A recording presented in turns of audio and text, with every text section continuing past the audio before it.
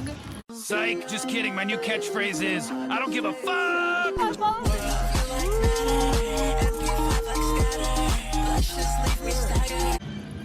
I am currently at my amazing, glorious, beautiful park that carries so many memories, so many beautiful, sometimes tragic memories that bring me back to childhood and just like playfulness. There's also a playground and they're building, I think, like a coliseum. So that's, I mean, I guess that's cool. Stadium to celebrate. I also have ice cream cake here. This video is going to be about all my ex crushes slash loves. With unconditional, like the love I give is always unconditional, I feel like, because I don't have any walls up when it comes to the people that I love, and I think that's a beautiful thing. People can take advantage of that, but I give them the benefit of the doubt because hurt and pain can take over and make good people, good souls, into bitter ones. First one was a girl, a woman, the letter that her name started with, S. S and I first met in preschool, so we were about 4 years old. The first interaction we had, I remember she was wearing this velvet black dress with a red ribbon tied around her waist, and I thought it was the cutest thing. We were sitting in the classroom and I had never seen her before. I didn't know who she was, and she came up to me and was like, "Hey, my mom told me that we should be friends, so let's be friends." And I was so shocked at this statement because obviously I was 4, I wasn't that bold to make friendships, so I was like, oh cool. And then that same day during lunch we get handed these coloring sheets, okay, and it has a sketch or an outline of SpongeBob and we could color it in, you know. And I was coloring mine in, she was coloring hers in, blah blah blah. I colored his shoes purple and she goes, "Ah! That isn't the real color of SpongeBob's shoes. Like, why are you coloring his shoes that?" And I start crying. I take the SpongeBob paper and I cover my face and start crying. We are 4 years old. Why are you blocking my creativity? Oh, we are so young. Why are you blocking my creative bubble? There is no outline to color. There is no outline to drawing. Like, just draw what your heart desires. And this girl, 4 years old, and she was judging already. And it's like, yeah. Fast forward to middle school. She gets transferred into my school at the end, or at the beginning of 8th grade. So 1 year before high school. She comes in and immediately she grabs everyone's attention because this girl is an attention seeker, you know? Like, she will say anything to anyone without any care or feelings or care or regard for their feelings. It was really rude. I remember everyone around me would tell me that I was just like her little minion. I was just like her little sidekick or whatever it is. I would constantly show this girl love. I would constantly be there for this girl, and she wouldn't reciprocate it. High school comes around, and this is one of the core moments that really hurt. That really hurt. So my sophomore year of high school, it was my birthday, and if y'all don't know, I take my birthday very, very seriously. Because the day of my birth, obviously, it's a holiday up in here, This girl literally makes the entire day about her. She makes the entire day about her. This isn't fun, you guys aren't being fun, this is all so boring, when is my friend gonna get here, and blah, blah, blah. Literally, Damn, if we look cute, I would've taken some pictures. I don't look cute? I said, yeah, you do look cute, but I'm talking about me. I would've taken some pictures. Ridiculous. Quarantine happens my junior year. So, you know, we have time to reflect, we had time to look within ourselves to try and change what we didn't feel like was serving us anymore or just wasn't the betterment for us, and what would protect our peace and sanity.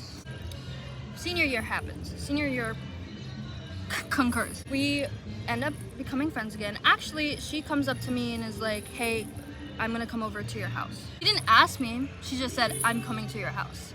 And disrespectful off the bat, because you didn't even ask me, babe. It's first of all, like obviously yes, she felt like she could walk over me, but bitch, that does not give you an excuse to treat someone that has shown you nothing but love and care like shit. That you're just taking advantage of good people. Terrible friend. Anyway, I improved so much from like the person that I was from before quarantine to after quarantine. Although I was still a teenager and I had those like, you know, angstiness in me, I still had that grounding in me. I expected everyone to be like the same way, but obviously that global of a change turns out different for everybody, you know? So yeah, let's fast forward to after high school. College for me, I was going through so many life-changing events. It was a new chapter for me, rapidly growing at a speed that like not a lot of people can comprehend because it takes a lot of time for people to change. But like I wasn't changing like my character. The things around me were just like blessing me with the opportunities that I was dreaming about. Of course, she was one of the first people that I would tell about these experiences because in my mind, she was my best friend. I finally move out of my parents, okay? And I move into this dorm. The first things that come out of her mouth is, oh my God, I can't wait for this to happen to me. I can't, like, I kid you not, I can't wait for this to happen to me.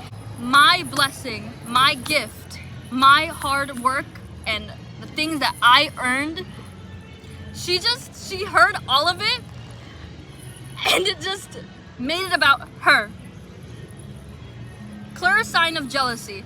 And you know what? I still gave her the benefit of the doubt. I still did, because I still understood that this girl is going through so much in the home and going through so much with her family. So I was like, you know what? She's probably projecting, and I'll take that because like I can take it right now. It hurts a lot because she's like literally, I love her so much, but I'm gonna give her the benefit of the doubt because I have a good support system. Within myself, I can handle it. But then, the summer of that first year of college, I meet up with her and another childhood best friend. That was a witness to all of this. And me and this other childhood best friend, we were going through the same thing. You know, it was our first time living alone. It was our first time living without our parents, living in a dorm, and like basically sharing a room with someone that we didn't know and a stranger. So we were talking about that. We were talking about our experiences, and she was asking me questions about like, how do you do it so well? You seem like a natural at this. You seem like, you know, this isn't hard for you. Because she would say this. She was like, I don't know how to engage in conversations that are new to me. Which is like, even if it's new to you, even if it's something that you've never heard before, if you're genuinely excited and happy for this other person, you would show that. You would show that, and it would show.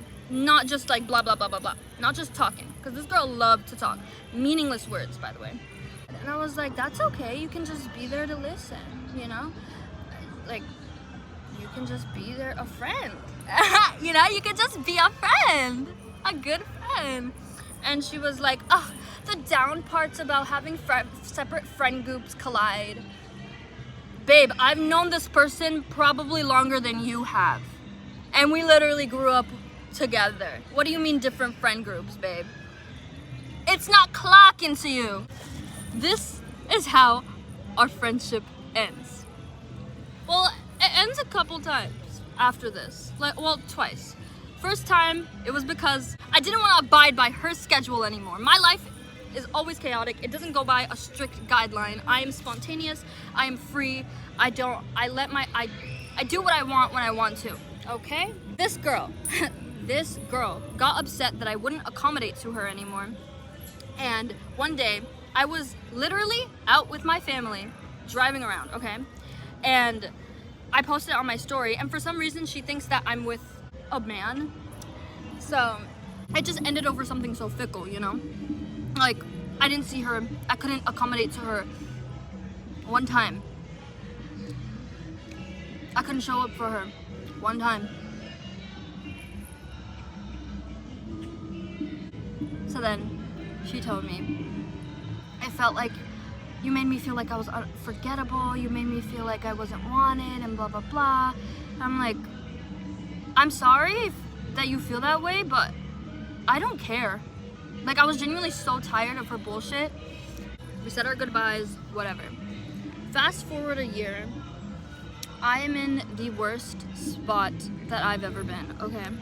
I was homeless, running around. I didn't have any help, and I didn't really want to ask for help from anyone from my life, because not only was I embarrassed, I felt like no one would help me. And I was at a breaking point, so I texted her, because I believe that, especially if you have a lifelong friend, they should be there for you. They should be there for you, at least just to listen, or, you know? I'm embarrassed about the situation. I couldn't fully be like, I'm homeless, so I told her that I was like out of my parents, living by myself, and I couldn't pay rent, and my landlord was really getting on me to pay rent, and I couldn't, and all I needed was $200. She was first of all confused, obviously, but she decided, instead of calling me, instead of actually like talking to me and not texting me, okay, instead of genuinely asking me how I was doing, she decides to betray me in the worst way possible. At the time, obviously, me and my mother's relationship was really rocky, really rocky, and I felt like I couldn't talk to her, I couldn't trust her, you know, and S didn't know this. She had no right to go behind my back and betray me that way, because I would never do that to her or anybody. She called my mom, just told her what I had told her, and my mom did what she did and told her that I was lying or whatever, and that I wasn't like actually living by myself. She doesn't even tell me that she called my mom. She just tells me that, no, I can't do this for you, I'm sorry. I found out that she called my mom because my mom told me. So luckily, to fully release this person and this negative, toxic person out of my life, I'm gonna do some magic. Here we go. And we're here. You have no idea what it took to come here. I feel like that one ant meme. Just like carrying all his shit in his bag. Anyway, okay. You have no idea what it took to come here. Just kidding. It was a journey, but we're here. We're here. We are at my release spot. This is where I come to say goodbye to S. This is a card that she got me for my birthday.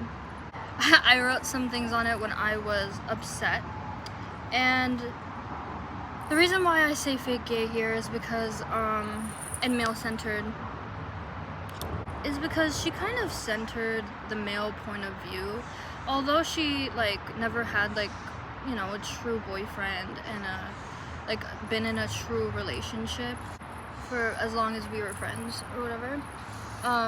She centered like their point of view and how she thought of them and how she claimed that they were, and although it was hateful, the things that she would say about men, it was still valuing, it was still giving them value in some way or another.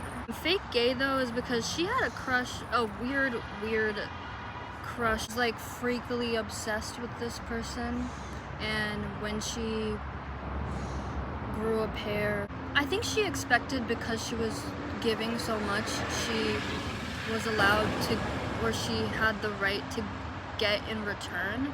But the thing with love, and like if it's true love and it's coming from a place of sincerity, you give it without any conditions and without any expectation of it in return, because then you're just making love transactional, you know?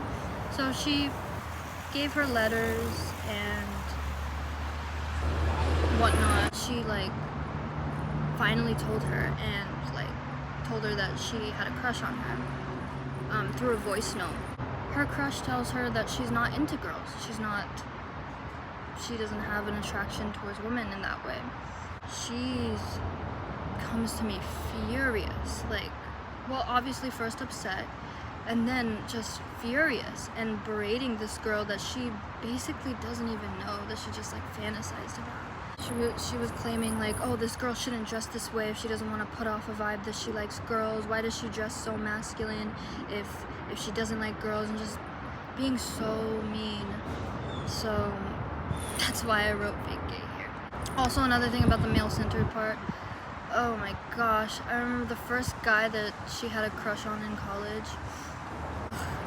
This guy had a girlfriend, and one time she was like walking on campus and she saw him with his girlfriend, and apparently it boosted her ego so much that he was walking with his girlfriend and his girlfriend was looking at him, but he was looking at me, and like, oh my gosh, and like, it was ridiculous. I hope she lives a life that she earned and that she deserves. Yeah.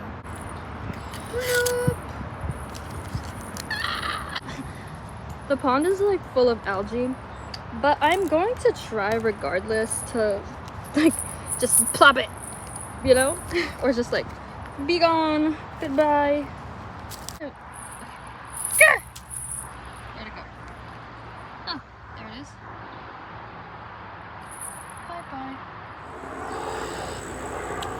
Okay, now that that's done, I'm going to speak about the next crush / love that I had.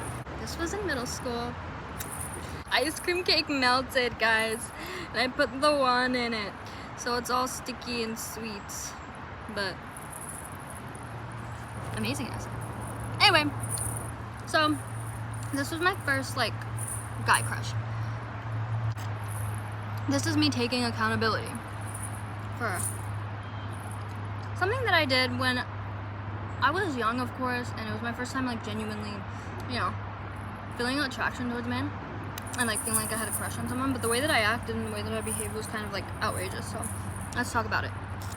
I first saw N in the cafeteria at lunch, and this guy seemed, well, he looked like Charlie Puth, okay, and I was obsessed with Charlie Puth at the time. I loved you dangerously, and let's mob and gay and get it on.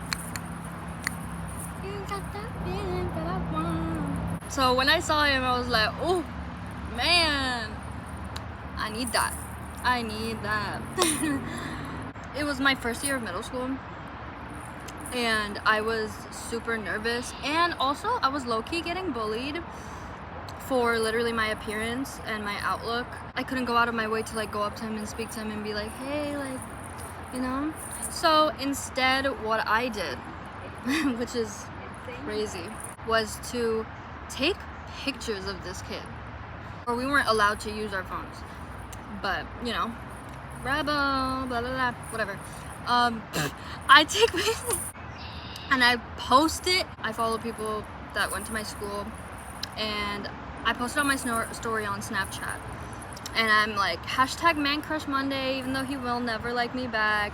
So fucking crazy. Everyone's like, well, no one swipes up, no one says anything, like no one actually says anything to me, but at school they're talking behind my back, like not saying it to my face, but like saying it like in class. 7th grade rolls around, we end up in the same homeroom, and that first day I was elated. I was like, oh my god, we have the same homeroom, we can finally interact without it being weird. Oh, mind you, he knew that I had a crush on him, clearly, because everyone was telling him, but he was also like a shy kid, so he couldn't like come up to me and like say like, hey, I do or don't like you. And also I think his like one of his family members worked at the school, so he couldn't really, like, he was being monitored and he didn't want to like, you know, cause any commotion within that. At that point I'm like, I need this boy to tell me whether or not he likes me to my face. like, I need to ask him. I need to say something to him. I was also nervous. Like, I didn't want to talk to him. We were like face to face. We had an art class with each other, and I was seated next to, like, I was in the middle, and he was on my left, and this like popular girl, Loki, was like very much a bully, was on my right. Oh my god. I remember this girl would talk to him in front of me about like her sexual experiences and stuff. Mind you, we were in 7th grade. I just heard all this. Like, I was just hearing it and trying to focus on my work and try not to let it bother me. But like, I'm literally like, inside I'm like dying. I'm like crying. I'm like, that should be me. That should be me holding your hand. That should be me making you laugh. He wasn't laughing. He wasn't laughing. He was so uncomfortable. He was like, oh my god, get me out of here. Get me out of this. This is too much. Insert clip of me trying, my friends like trying to like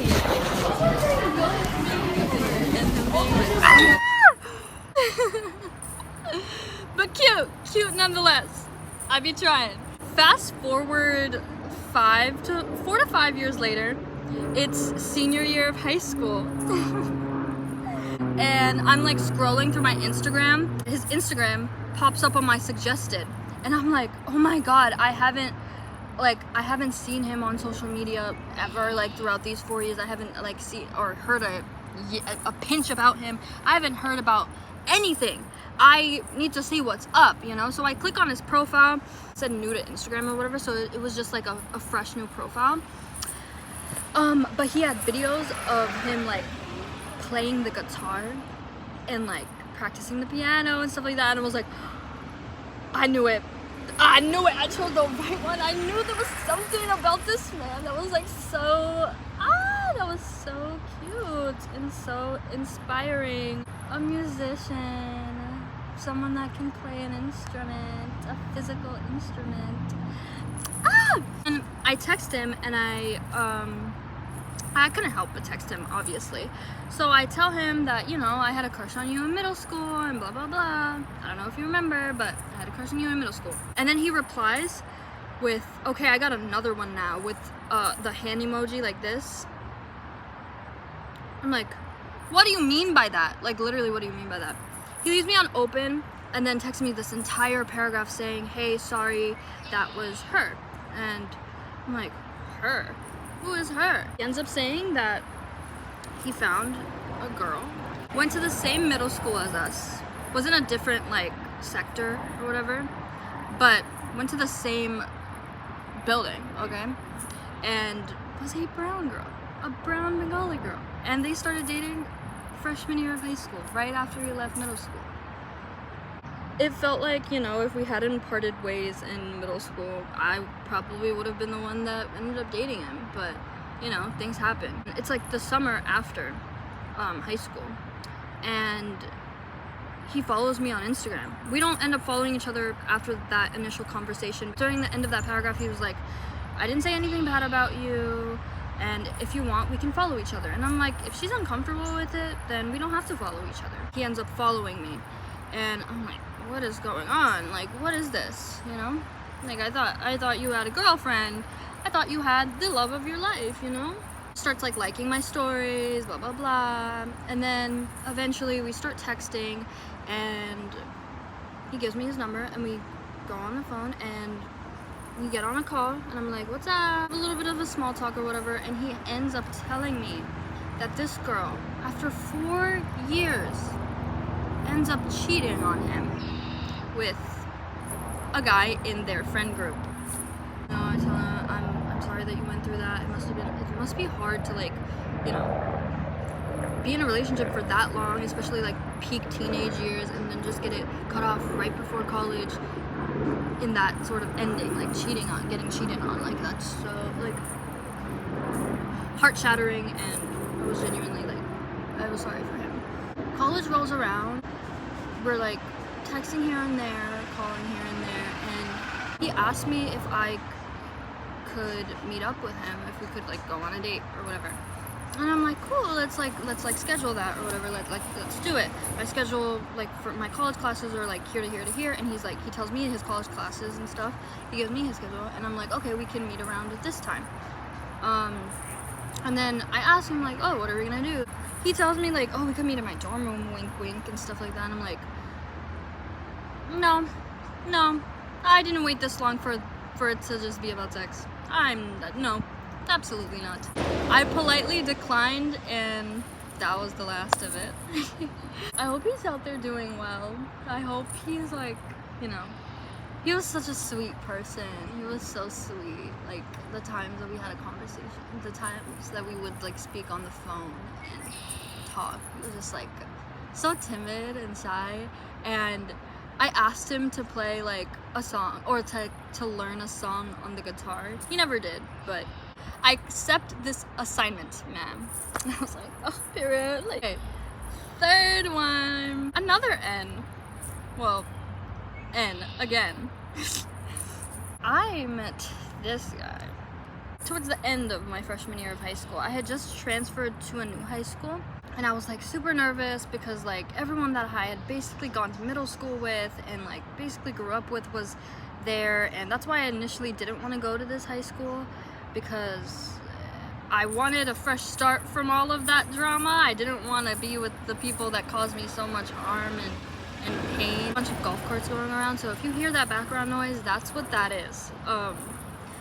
But anyway, but I'm like, I'm gonna have to see everyone that traumatized me in middle school all over again. And you know what's even worse? They acted like they didn't even know who I was. They acted like they didn't even look my way. They were like, you don't exist. I see this guy, brown guy, mind you. I'm like, oh my god, he's so hot. He looked like me. He was like a carbon copy of like of me at the time. Just like glasses and brown skin and really nerdy.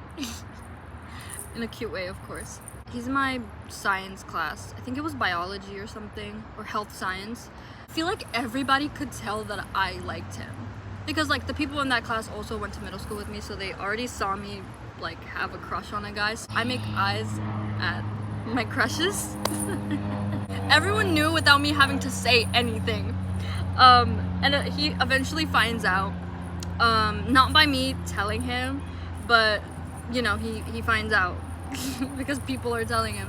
I add him on Snapchat. I tell him that I like him. I text him a paragraph saying that I like him, and he's like, oh, like, I have my eyes on this one girl, and I'm trying to keep that. I just want my eyes on this one girl, but we can be vibes, you know. I don't like having bad vibes with anyone, so we can be friends and stuff. So, you know, we like chat here and there on Snapchat and stuff, but eventually he starts getting really mean and asks me for things that I wasn't comfortable with. He asked me for videos, and I wasn't willing to do that. I wasn't willing to, like, you know, expose like a side of me that like I wasn't comfortable with exposing. During quarantine, like, he adds me on Snapchat again, and he doesn't text me or apologize or anything. I think it's because like his friends were sending him like my stories, because like I had gotten hot or whatever during quarantine, and I add him to my close friends because I'm still upset, because like I confided in him about the things that like were done wrong to me. He swipes up on this one story that's like, I'm saying, oh,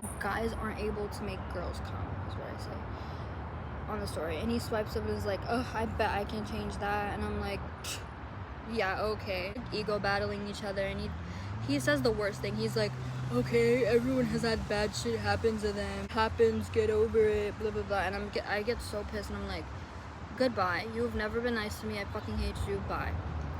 Then, right before senior year, like, I block him and everything. But then in the midst of it, I unblock him because I didn't want him in my block list. Like, I didn't care. Like, you know, I just wanted to move on. But then he adds me on Snapchat again right before senior year begins.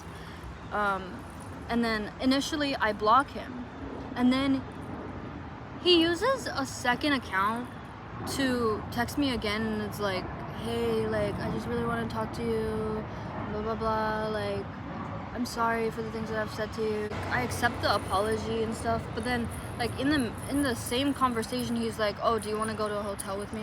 Like, what? what? And I literally tell him to his face, like, you're acting like I'm a prostitute. Like, you're talking to me like I'm a prostitute. But then I see him, like, in school, like, actually in person. I just have this weird attraction towards him. I became a little bit insecure at the beginning of senior year again because, like, I was just coming back into, like, public schooling after being quarantined.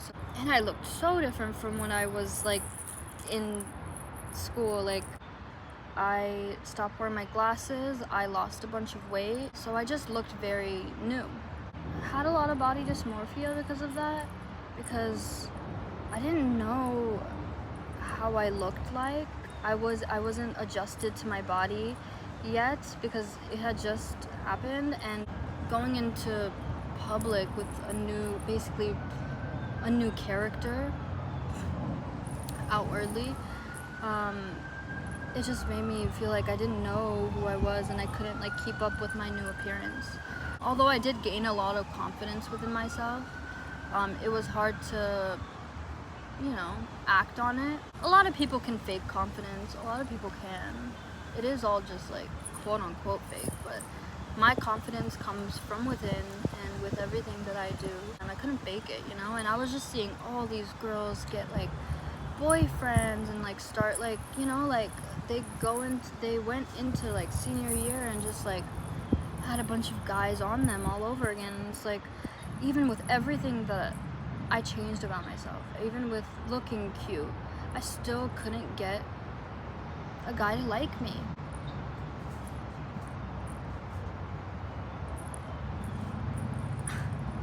I went out of my way to speak to N again. I posted a TikTok lip syncing to a Hindi song.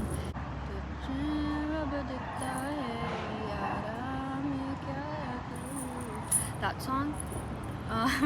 And he swipes up on it and is like, well, before I posted that TikTok, I was like, oh, I need me a brown man, you know? Clearly directed towards him. Like, I think he knew that. He swipes up and is like, I got you. And I'm like, meet me after school over here, like, we need to talk, I want to talk to you. Oh my gosh, I remember that day, I was so, like, I was shaking in my boots. I was like, well, first of all, I put on an outfit, I'm like, you know, like, I'm finna talk to this man about everything that he did wrong to me, to his face, because everything that we were talking about, everything that was done that was wrong to me, was over text, you know? So it was like, ugh! I'm waiting the entire day for this moment, and school day ends. I'm walking towards the spot I told him to meet me at. He's not there. He doesn't show up. What the fuck? What the fuck? So I get so mad. I start spam calling him. I start spam texting him. Like, where are you? Where are you? Where are you? And then he's like, okay, I'll show up. Clearly didn't care. Had so much disdain about the situation. First sign of disrespect. This situationship kind of lasts, I'd say, like, a good 4 months situationship, because, like, he would sneak me into his house and, like, we would just talk in his room, but the entire time we would talk and, like, I would be, like, talking to him, I was just, like, you know, being very open and just, like, showing a lot of love and, like, oh my gosh, like, cuteness, flirting, whatever. You know, the entire time it just felt like he was itching to be like, okay, can we have sex? Like, can we fuck? Like, oh my gosh, you're not even touching my dick. Like, come on, like, at least touch my dick. Like, fuck.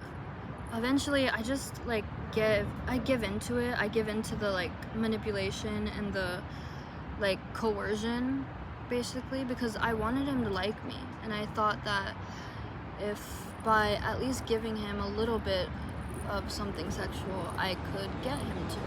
But it only made it worse. Once I let him, like, get on top of me and kiss me so aggressively, that's when it just made it worse. I guess it just made him feel like he could take power over me and he could control me. I ended up hooking up with him, like, at least, like, 3 times throughout, like, my college years or whatever. Just to, like, I guess just to, like, prove to him that, like, I am a sexual person and you can't take my power away from me, and I'm going to show you how good I am and how much better I am at it than you, and how much more experience I have than you, because like just, you know, I just wanted to take my power back, because it felt like, you know, when I was 17 he had taken it away from me. I hope that, I still feel like he's the same though. I hope that he's changed. I hope that he can learn how to respect a woman's boundaries and not feel like he has to conquer and take over, especially in such an intense shared moment of intimacy. Ah! I feel like I have to yell and scream. Like, that was such a sad story. Oh my gosh. This is just like reliving all the trauma, but also like releasing it, so it's like the best way possible, honestly. Lastly, I'm going to talk about my first relationship. Okay, like labeled committed relationship. Oh my goodness. J.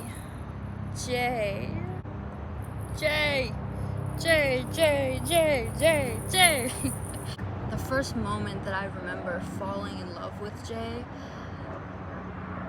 we had started off with being friends with benefits, okay, because like, I guess we didn't want to tell each other that like we really loved each other, you know, because we were both so young. First moment that I first fell in love with him, like truly, when I had just gotten off from like the worst shift at work.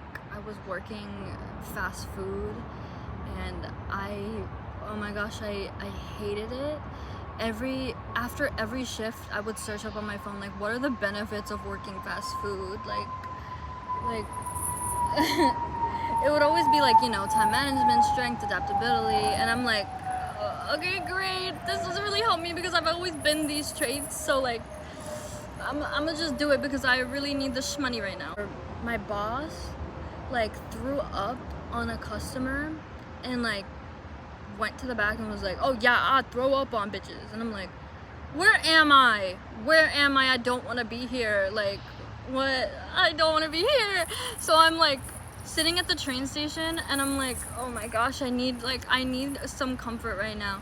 So I call Jay and I'm like, can you come meet me? Like, I need you right now. I really need a friend. Immediately drops everything that he was doing. We meet at a Ben & Jerry's and we eat ice cream, and I'm like telling him, I'm venting to him about how terrible this shift was. It was like super sweet and stuff. And then we go outside and it's like pouring rain. We run into the rain and we just run in the rain together and release with each other, like release the emotions, and we're like laughing and dancing and playing. And I knew in that moment that, like, my mind knew, my mouth wasn't saying it, but I knew in that moment that I fell in love. Like, I thought he was cute, you know? Although during the relationship, in order to get him like mad or whatever, because like sometimes I wanted him to get mad at me because I thought it was really hot. Like, I love being yelled at, like, oh yeah, like I loved yelling, so I would call him ugly, and he would, you know, he was insecure, so he was like, oh, then why did you do this with me in the beginning of our relationship, and blah, blah, blah. He was just like super caring, and he was always willing to help and willing to give in the beginning, okay? But then eventually, every single time, it felt like he was giving and I was giving as well. He wouldn't see what I was giving for what it was, and he would like kind of make it transactional, you know, like, oh, if I'm giving you this, you have to give me this in return, like, and like he felt like he was obligated to, like, you know, have sex with me because we were in a committed relationship, and that got him frustrated. We were basically committed to each other the moment that we met. Like, literally, it literally felt like we clicked instantaneously and I met my best friend. This relationship was like very on and off, by the way. Like, we would like break up and then get back together, like, because we would like get into these arguments where it felt like we couldn't see each other's, or we couldn't come to an agreement. And even when we wouldn't need an agreement and we would just like agree to disagree. There was still so much fuel and hatred and like anger, so like we would just break up. And the first time we broke up, it was the day before our first Valentine's Day together. We had this mutual friend that was basically a witness to the start of our relationship. Like, she introduced us to each other. Well, not really. She didn't introduce us. She told me about him. And then I met him in my own means. Yeah, day before Valentine's Day, I meet up with S and another mutual friend. And I'm like, oh, I want you guys to meet my boyfriend and a new college friend. We meet up in Chinatown and we like get boba. This mutual friend has this necklace on, and Jay like literally like puts his hand on her thigh and goes towards her ear and like whispers something in her ear. By the way, this like college friend was just like so two-faced. This isn't about her, she's very much irrelevant. I noticed it, but I don't say anything, obviously, because like I'm in front of my friends and my new friends. So like I don't want to cause any commotion up in here, okay? And I was being mad lovey-dovey with him because like it was so cute to me. Like I'm like, oh my gosh, like two of my worlds are genuinely colliding, and I'm like, I want this to be amazing. Like, okay, I trust my boyfriend, so I'm like, whatever, like you guys can go. So she invites him to a Bumble party on Valentine's Day, a day before Valentine's Day. She invites me to a Bumble party, and he asked me, of course, and I'm like, okay, like you can go as long as like, you know, don't do anything shady, you know, like that's it. Like be cordial and be loyal. We go our separate ways that same day, and they go to the party. Me, S, and our mutual friend, we go to a restaurant and like eat dinner, and we start talking, and they're like, did you see that? Like, and they pointed out to me like how wrong it was and stuff, and I'm like, oh my gosh, you guys are right, like I didn't see that. And like I just explained to them how like I guess insecure I felt about like how loyal Jay was to me. I chose to trust, and I believed to trust, but obviously my heart wasn't fully there. Whenever we were together, it felt like no one else was around us, and the world was just ours. It was just us. I didn't notice anything around me when I was with him, and the world felt small, but it was a small little bubble that I was so comfortable being in. Yeah, I hear all this and I'm like, you guys are right. I don't want to feel this way anymore. So then I text him and asked him to meet me at my place because I want to talk to him. And he leaves the party as soon as I call him, because like he can sense that something is wrong. And he comes and I break up with him. I'm like, I can't do this, I don't want to do this. And, you know, we're crying and he doesn't let it go, and he was like constantly texting me like, hey, can we do this, like can we work on this? And like, yeah, we end up getting back together, and it keeps on going like that, where we kind of show each other that the trust that we were trying to build isn't there. We would break up and then get back together because we missed each other and wanted to be around each other, but then it would just fall apart for that very reason. But then the worst of the worst happens, and he ends up becoming homeless. I wanted to save him, so I threw myself into his problems. So basically we became homeless together. Eventually I give up. I give up on us, and I say kumbaya, and I move back in with my family, my parents, and luckily they let me in. He had to suffer from the consequences of his own actions, of course, because he couldn't own up to his shame, and he couldn't own up to his fear of failure. So he never really faced it. He never really faced the fact that he was homeless. In the same way I did as well. Like, I lost my housing, my dorming situation, and I had such a fear of failure that I didn't want to admit to. So I ran around. Afterwards, I have no idea where he gets his source of income from afterwards, because it felt like he was lying, because he couldn't tell me what he was actually doing, and he was using like robotic terms to describe the work that he was doing, and not like directly talking to me about like how he was earning a source of income, and like how he was earning his living and where he was living and stuff. So it was just really heartbreaking to see and hear a person that you went through so much with kind of just not let you in on their new life and what they were doing. Because we were battling addictions, we were battling trauma together, and we kept each other safe. Whenever I was around him, I never felt once that I was threatened. We ended, like, truly by me just, I guess, putting up a mirror to him, trying to make him see, like, the kind of person that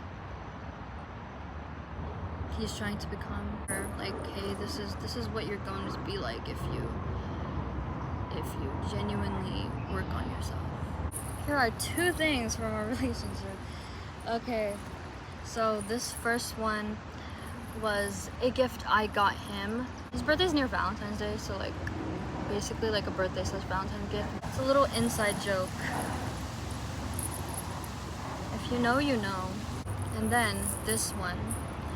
He got me this. This felt like so insincere coming from him, because I always made it clear, like, if someone is going to gift me something, it has to be from, like, first of all, not only the heart, but from our relationship and based off of our relationship. So it's more like personal and close. I just like personal gifts, you know? But when he got me this, it just felt like he was getting me it for someone else, you know? Like, he looked at me like he didn't even know who I was. How could you not know me after everything? Goodbye, Jay. You were nice and you were sweet, but you became a shell of a human being.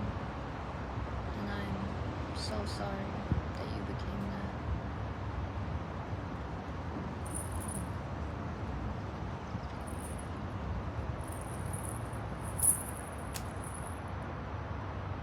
Well, I guess I also just want to say, like, to all the people that were like mean to me and like just so, like, just being such a bully, I just question it. Like, if you're that mean to me, someone that you don't even know, for example, S, at 4 years old, if you were that mean to me, a stranger, at that young of an age, imagine how mean you were to yourself. What is this? This just landed on my blanket situation. I have no clue what it is. But it's spiky and it hurts. But there's like fluff on it. I want to read you guys something that I wrote in my journal. A dancing unicorn loves spending their time with their friends in the sky. They let the clouds be the pillows they rest their glittery bodies on. Sometimes they even like flying through the clouds, because in them are specks of water that feel like fluttering butterflies. Dancing always feels freeing. Shaking their tails, clapping their hooves, it's always a party up there. Oh, and the music? The music is produced in their horns, connecting to their own individual tune. So each unicorn dance is uniquely designed. But when one gets down, because their rhythm starts to feel out of sync, they all get together and touch horns in order for them to share the same song. And in that moment, all of them realized it was never about the music or the clouds or the parties. It was each other. Here I drew a little unicorn to my city.